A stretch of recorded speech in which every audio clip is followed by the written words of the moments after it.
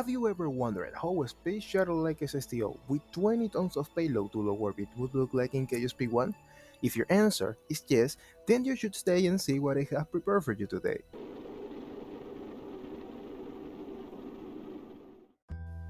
Hello everyone and welcome to the Atlas project. In today's video I wanted to make a space shuttle like SSTO with a very large cargo bay, actually the largest cargo bay in stock planet I think, and I wanted to make it able of carrying at least 20 tons to around 500 kilometers of altitude in Kerbin, and even with capacity of being adapted to travel to Muna, Minimus and even Duna.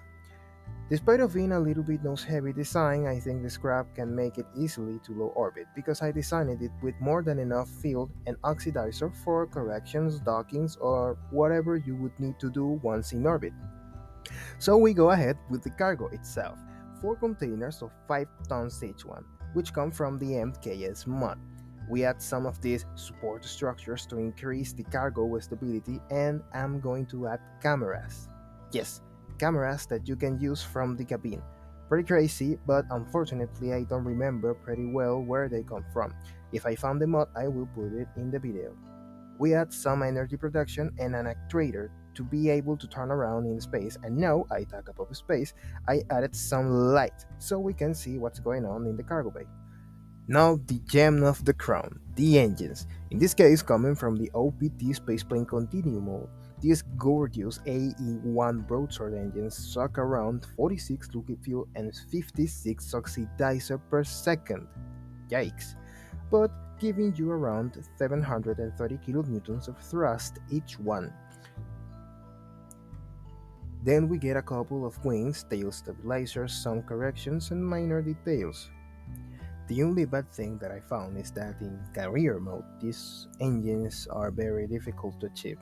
They are very heavy and of course very costly. But well, that's just my opinion, and even with that, these engines perform almost perfectly.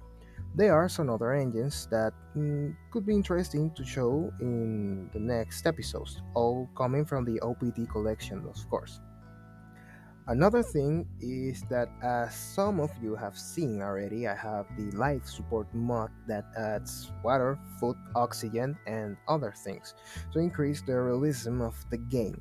But of course, it's just a feature that you don't really need for this craft. In fact, you only need the engines to make it work. Of course, this particular design can lift a maximum of 20 tons to around 500 kilometers of altitude in Kerbin. Its cargo bay is especially designed to carry space station parts ideally, but of course I invite you to modify it as you want to make your own designs, and if you want, share it to me in the comment box down below. So yeah, now we have the craft finished and we configured our control groups. I'm just gonna let you see the ship in its full magic.